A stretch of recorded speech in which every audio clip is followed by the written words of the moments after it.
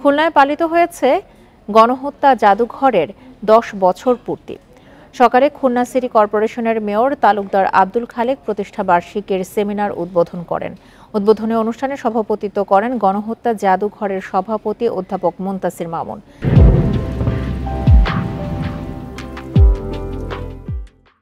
তিনি জানান, মুক্তিযুদ্ধের ইতিহাস, শহীদদের স্মরণ করতে আগামী প্রজন্মকে মুক্তিযুদ্ধের প্রকৃত ইতিহাস জানানোর জন্য এই জাদুঘরের প্রতিষ্ঠা হয়েছে। 3টি সেশনে মুক্তিযুদ্ধের নানা বিষয় নিয়ে সেমিনারে আলোচনা করেন দেশি বিদেশি গবেষকরা। প্রতিষ্ঠা বার্ষিকীতে নতুন ভবনে নতুন আঙ্গিকে যাত্রা শুরু করল গণহত্যা জাদুঘর।